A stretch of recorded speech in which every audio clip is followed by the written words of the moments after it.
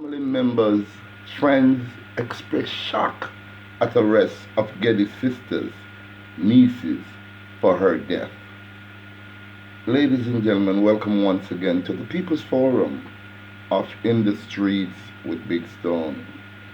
Just to further update you with this case because I've been following this story from day one. And as the event unfolds, it shows how some of us as Jamaican can have no love for family, and it is sickening to know that a sister has been accused of killing her own blood sister. The story is so heartrending that when I read the comments from some of my close fans that has been following me, fans like Katrina, fans like Maggie, fans like the Royal General. And when I see how they responded to the story, they too is in shock and awe. Let me further update you as to what has happened to poor Tamara Geddes. Family members and friends of 36-year-old Tamara Geddes, who was shot dead at her home in Reserve last month, have expressed shock and disbelief at the arrest of Geddes' siblings and nieces in connection with her murder.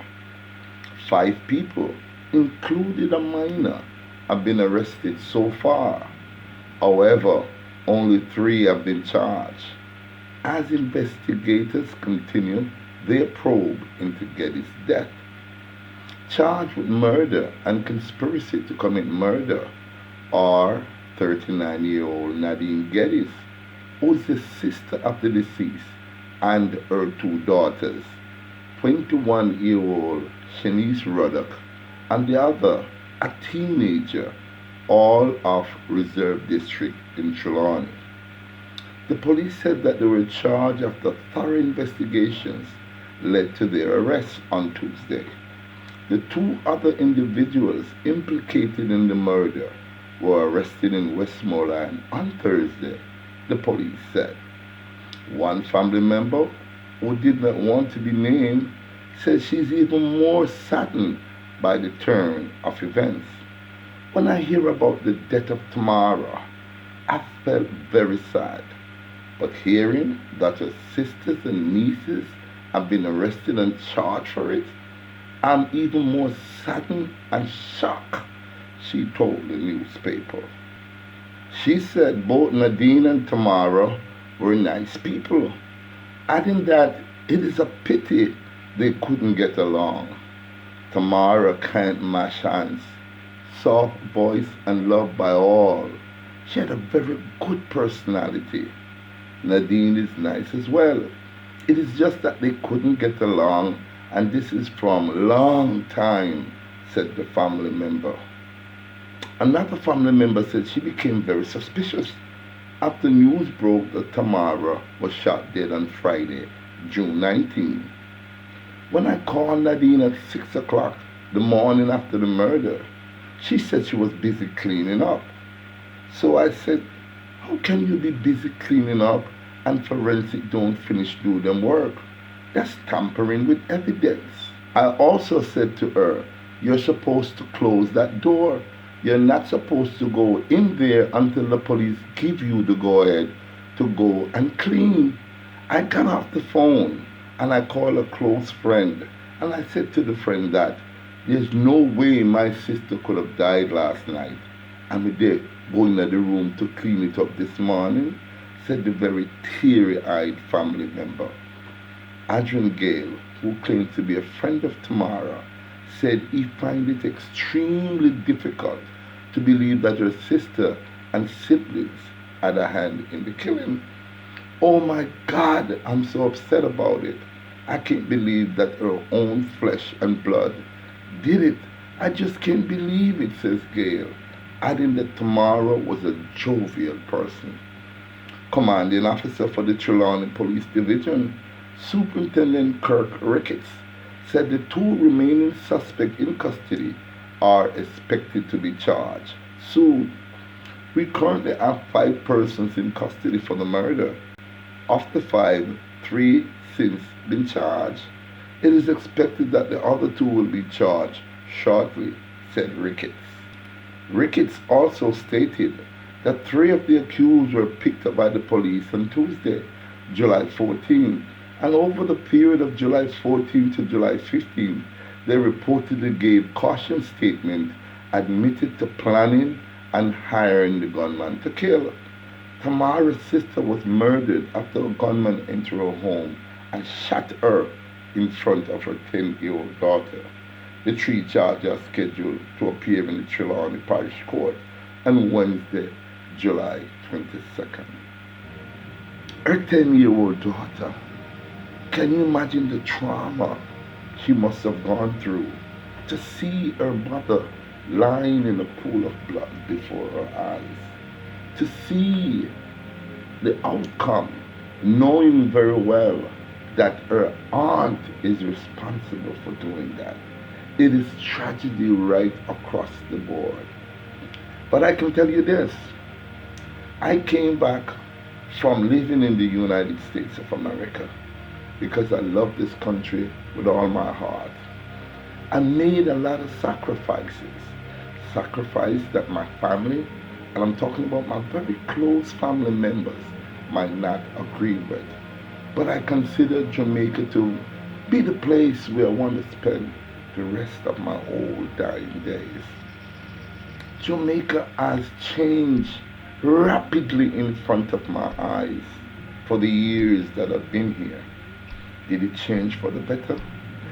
In some parts, yes, we have had great achievements with a lot of things that we all as Jamaicans should be extremely proud of. But guess what? This bloodletting that is hanging over our head for years has turned this country from the Garden of Eden to the pit of hell. Jamaicans, very few though, I'm very happy to say, very few are thinking in that negative form. But honestly, the very few that is thinking negatively has created havoc for the 90% of those that really want to just live in peace and go about their business. Jamaica, I love you so much. And I'm still clinging to hope. But as I cling to hope every day, picking up the newspaper, watching television, and listening to the radio, my hope is dwindling, dwindling, dwindling. There's nothing but this much of a chance of hope left in me. I'm disappointed. I am sad to see that family don't even understand the word love. Money has become this takeover factor. Greed has taken over the minds and the hearts of some of our Jamaican people. I can tell you this though, no matter how much money you possess, when you pass and leave this earth, you can never take it with you to the cemetery. Only you alone will be left there. So I'm begging you, for those who still have love in their heart, to remember that when you leave a legacy, it must be a legacy that your children will be proud of, your grandchildren will be proud of, your great-great-grandchildren will be proud of, and your name will go down in eternity. They asked Bob Marley this question: what is your definition of wealth? And you know what Bob said? My definition of wealth is not by how much money I have, because money is material, but by how much people I can create a positive effect on. The Honorable Marcus Garvey said this: those who are selfish will get you no further than your selfish self. But for those who have love in their heart, for all in common, That will get you into eternity. Yes, it's nice to have a home. Yes, it's nice to have a car. But if you don't have love in your heart for your brother, your sister, your mother, your father, your cousin, your aunt, then all the money that you have acquired in this world, you're going to be an old, wretched, disappointed, heartbroken individual. Please leave your comment in the comment section.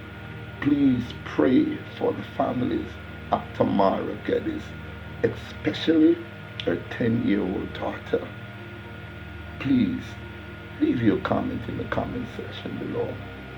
Please also like and share this video, because this video needs to be shared for all Jamaica, not just in Jamaica, but all across the diaspora. And if you have not subscribed to my channel, please subscribe to my channel. Thank you very much for watching, and please have a great day. Thank you.